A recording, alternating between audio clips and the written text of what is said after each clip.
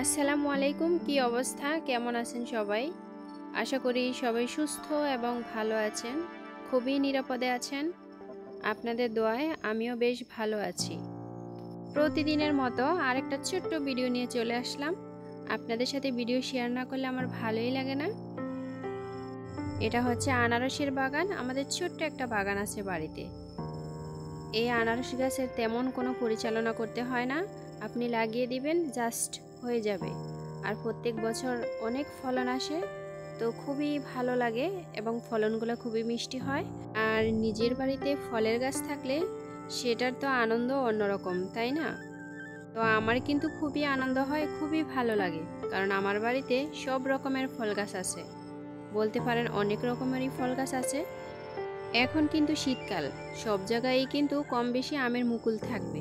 কিন্তু দেখেন আমার বাড়িতে আমের মুকুল আমার কাছে কিন্তু বেশ ভালো লাগে, কারণ অন্যান্য গাছে ফুল ছাড়ার আগে আমার গাছে কিন্তু আগেই ফুল চলে আসছে। আমাদের বাড়ির পুকুরটা এর আগেও একটা ভিডিওতে শেয়ার করেছি, যারা ওই ভিডিওটা দেখেন নাই আজকের ভিডিওটা দেখলে তারা নিশ্চয়ই উপভোগ করতে পারবেন। সত্যিই কিন্তু আমার মনটা সত্যিই জুড়ে যায়। যখন আমার মন খারাপ থাকে তখন আমি এই পুকুর পাড় আসলে অবশ্যই আমার মনটা ভালো হয়ে যায়। কেন জানি পুকুরের পাড় আসলে আমার মনটা এমনিতেই শান্ত হয়ে যায়। প্রাকৃতিক দৃশ্য, তাছাড়া পানির ঝলমল, তারপর মাছ, সব কিছু দেখে কিন্তু আমার খুবই ভালো লাগে। তো আজকে আমি বড়শি দিয়ে মাছ ধরবো। এর আগেও একটা ভিডিওতে শেয়ার করেছিলাম, বড়শি দিয়ে মাছ ধরেছিলাম। অনেক আপুরা বলেছেন যে তুমি তো মাছ ধরো, সেটা দেখেছি মনে হয় যেন আমিই ধরতেছি। সত্যিই কিন্তু বড়শি দিয়ে মাছ ধরার মজাটাই কিন্তু আলাদা।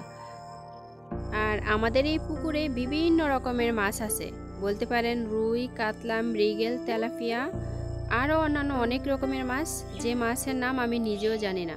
আর টাকি মাছ আর কই মাছ, এসব মাছের তো তুলনাই হয় না। শীত আসলে এসব মাছ আমরা পুকুর থেকেই খেতে পারি। বড় বড় শোল মাছ। আসলে শীত আসলে এই মাছের যেমন দাম তেমনি মাছটাও কিন্তু অনেক মজা। তো আমরা পুকুর থেকেই এই মাছটা খেতে পারি সবসময় অনায়াসে, আমাদের কখনো কিনে খেতে হয় না। আর যখন বর্ষাকাল থাকে তখন আমরা আমাদের ডোবা, নালা, ক্ষেত, এর আগেও একটা ভিডিওতে শেয়ার করেছি, ধান ক্ষেত থেকে টাকি মাছ ধরেছি, কই মাছ ধরেছি, অনেকগুলো মাছ ধরেছি। ওই ভিডিওটা আপনারা দেখলে নিশ্চয়ই বুঝতে পারবেন। আমি আজকে বড়শি দিয়ে অনেকগুলা মাছ ধরেছি, এত আনন্দ হয়েছে আমার ভাষায় প্রকাশ করতে পারবো না। সত্যিই কিন্তু বড়শি দিয়ে মাছ ধরার মজাটাই কিন্তু আলাদা। বড়শি ফালানোর সাথে সাথেই মাছ উঠে যায়, এটা কিন্তু আসলেই একটা আনন্দের বিষয়, তাই না?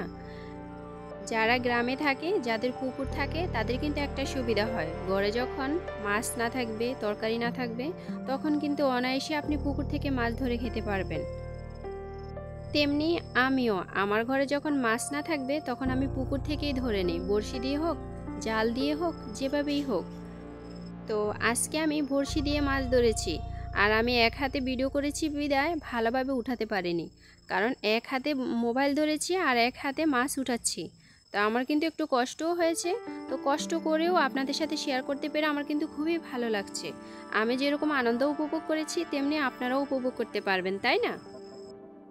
আর তাজা মাছ খেতে কিন্তু ভীষণ মজা। আর মাছগুলো যখন লাফাচ্ছিল তখন মনে হয় যেন আমার প্রাণটাই ছটফট করছিল। ওরা পানিতে কত সুন্দর থাকে, তাই না? আর যখন আমি উপরে উঠাইছি তখন কীরকম ছটফট করতেছে, তা আমার কিন্তু কষ্টও লাগতেছে আবার ভালোও লাগতেছে। আমি কিন্তু বেশ উপভোগ করেছি। আজকে আমি বড়শি ফালানোর সাথে সাথে শুধু তেলাপিয়া মাছ উঠেছে, সেই সাথে একটা বড় একটা রুই মাছ উঠেছে। আমার কাছে রুই মাছটা ওঠার পর এতটাই আনন্দ লেগেছে, কি আর বলবো, বোঝাতে পারবো না। কারণ সব সময় যদি তেলাপিয়া মাছ ওঠে, সাথে যদি একটা অন্য রকমের মাছ ওঠে যেমন রুই মাছ, রুই মাছ তো সবার প্রিয়, তাই না? তো রুই মাছটা দেখে কিন্তু আমার বেশ ভালো লাগছিল।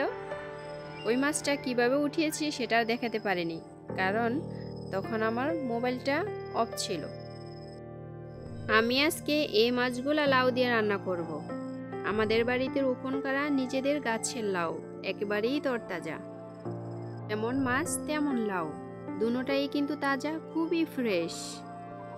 এত ভালো লাগছে মাছগুলা দেখে, কি আর বলবো।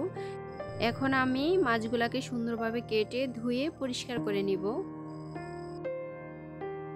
এর আগেও একটা ভিডিওতে শেয়ার করেছি যে গাছের লাউ দিয়ে পুকুরের রুই মাছ দিয়ে রান্না করেছি। তো আজকেও আমি পুকুরের রুই মাছ, সাথে তেলাপিয়া মাছ আর নিজের গাছে লাউটা মাশাআল্লাহ এত বড় হয়েছে, কি আর বলবো, একটু বাতি হলে কিন্তু আর খেতে পারবো না। তো এই কারণেই আজকে পেরে নিয়েছি। আরও একটা গাছে আছে, সেটা আবার অন্য একটা ভিডিওতে শেয়ার করব। সেটা একটু ছোট, সেটা আর একটু বড় হবে, তখন আবার ওটাও খেয়ে নিব। আর পরপর একসাথে লাউ খেলে তখন আর ভালো লাগে না, এক তরকারি প্রতিদিন ভালো লাগে না। তো আজকে লাউ রান্না করব, কালকে হয়তো বা অন্যটা রান্না করব, এরকমটাই হবে। 2-1 দিন পরে হয়তো বা ওটা খাওয়া হবে। তো সব কিছু গুছিয়ে চলে আসছি রান্নাঘরে। যারা আমার ভিডিও সব সময় দেখেন তারা জানেন যে আমি মাটি চুলায় রান্না করি। আর আমি মাছগুলো আজকে পিস পিস করে নিয়েছি। আজকে মাঝখান দিয়ে খণ্ড করিনি, কাটিনি। আজকে আমি এগুলো পিস পিস ভাজি করব।